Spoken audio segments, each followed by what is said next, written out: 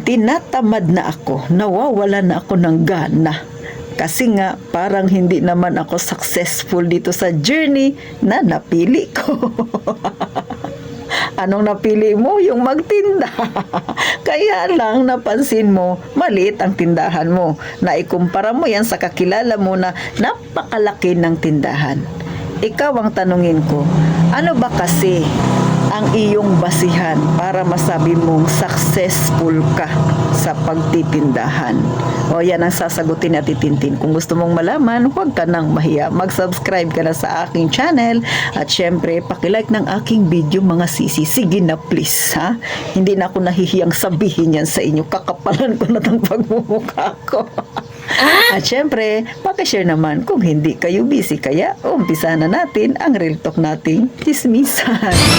Bakit ka nawawala ng pag-asa, nawawala ng gana? Kasi kinukumpara mo yung tindahan mo doon sa kakilala mo. Maliit yung tindahan mo, yung sa kakilala mo ay napakalaki. Bakit? Alam mo ba yung pinagdadaanan niya? Alam mo ba yung sa loobin niya? Baka mamaya ganun din siya sa'yo. Mas naiinggit din siya sa kalagayan mo. Hindi natin alam kung ano yung pinagdadaanan ng bawat isa, mga kasari. Pero, may isi-share ako sa inyo. Sana makatulong ito sa mga beshi ko dyan na nawawala ng pag-asa, mga kasari. May kakilala ako. Malaki yung tindahan niya. Kung ikukumpara sa tindahan ni Ate Tintin, kalahati lang yung tindahan ko. Napakaliit talaga ng tindahan ko, mga kasari. Pero masaya ako. Yan sa kakilala ko, mga kasari. Malaki yung tindahan niya, maraming laman, puno. Tapos may isa siyang tagabantay. O, di ba? Pero, mga kasari, kapag dumarating yung bayarin sa tubig, ilaw, pasweldo sa tauhan, nangangarag siya kung saan siya kukuha ng kanyang ipambabayad at ipapasweldo. Bakit? Doon lang sa tindahan din siya umaasa. Oo, malaki talaga yung tindahan niya. Pero namumroblema siya pag dumarating yung mga bayarin niya. Pangalawa, marami siyang utang. Araw-araw, iba yung naniningil sa kanya. Pangatlo, wala siyang savings. Oh. Ikaw na nanonood sa akin, gustuhin mo ba yung ganyang klase?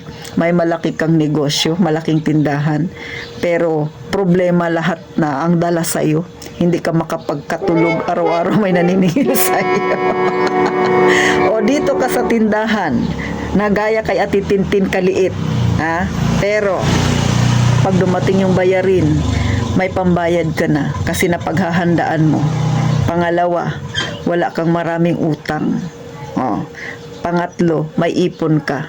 Alin ang sayo doon, mga kasari? Yung may malaki kang tindahan pero ang daming problema, o dito ka sa maliit, bagamat maliit pero kumikita naman, nababayaran mo yung mga bills mo at wala kang utang. Alin sayo? Yes! O sige nga, sa tingin mo, saan ang mas successful sa kanilang dalawa?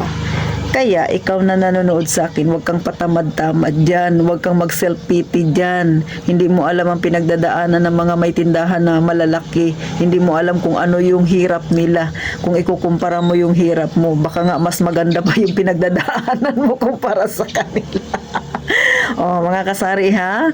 Totoo yan, mga kasari. Hindi ko to gawa-gawang kwento, pero totoo po, hindi lahat ng mga may malalaking tindahan ay maganda yung kalagayan. At hindi lahat ng mga may maliliit na tindahan ay hindi maganda, o di ba, mga kasari? Kaya nasa sa inyo 'yan. Sabi ko nga, pag nagnegosyo kayo, kung mag-umpisa kayo sa maliit na puhunan o malaki, nasa sa inyo 'yan kung may pera naman talaga kayong pampuhunan. Pero hindi 'yun ang pinag-uusapan kung nagnenegosyo ka. Ang pinag-uusapan, paano mo patakbuhin ang negosyo mo. Kapag napatakbo mo 'yan, maging successful ka kaya, at kung paano ka humawak ng pera ng iyong negosyo, 'yun ang pinakamahalaga, mga kasari. Kasi kahit pa sabihin natin na maliit ang tindahan mo, pero magaling kang humawak, paunti-unti lalaki rin yan ang iyong negosyo.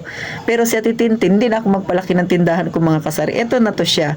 Ang plano ko na lang ay paramihin pa yung paninda. Bagamat marami na akong paninda, gusto ko mas magdagdag pa ng paninda. Gusto ko magdagdag pa ng mga ipit-ipit na yan. So may plano na ako, mga kasari. Pero yung space nito ay hindi ko na siya palalakihan. Kasi nga, ganito pa nga lang siya kaliit. Nahihirapan na akong linisin. Nahihirapan ako magpunas-punas tuwing umaga. Kaya, lalo na medyo nagkakaedad na si Ate Tintin, kaya okay na ito sa akin. So, nakapokus na lang ako sa pagpaparami ng paninda at syempre sa pag-iipon. Yun ang pinaka-importante sa lahat. At sa mga sisi ko dyan, ang mindset ay ganon na iniisip nila pag maliit na tindahan hindi successful, ay wag ganon. May kanya-kanya kanya-kanya tayong buhay na hinaharap. Nasa sayo na yan kung paano mo ayusin ang pagdadala na kung ano ang meron ka. Higit sa lahat mga kasari, makontento tayo sa kung ano yung meron tayo sa ngayon mga kasari. At higit sa lahat din, makontento ka sa kung anong meron ka, pero huwag kang tumigil na mangarap ka. Yun ang gawin natin mga kasari. Kung ano yung meron tayo, i-appreciate natin mga kasari. Tapos, magsumikap pa para matupad pa natin yung mga gusto pa nating mangyari sa ating buhay mga kasari. Kasi hindi lang naman hanggang dito yung buhay natin eh. Kung may mararating ka pa, magpursige. Kung may gusto ka pang abutin, sumigi ng sumigi. Huwag hihinto na mangarap. So, paano? Sana kahit papano nakapagbigay ako ng idea mga kasari. Hindi lahat ng nakikita sa social media ay totoo, kaya huwag kang maniniwala dyan basta-basta. Hindi lahat ng nakikita mo mga kasari na kumikinang ay ginto. Kaya, hindi rin lahat ng mga malalaking tindahan ay successful, mga kasari. At kahit tayong mga malilit na tindahan, matuturing mo yung successful ka na rin kung marunong kang humawak ng pera na yung pinaghirapan. So, paano? Gaya nga ng palagi kong sinasabi, mag-iingat tayong palagi, mga kasari.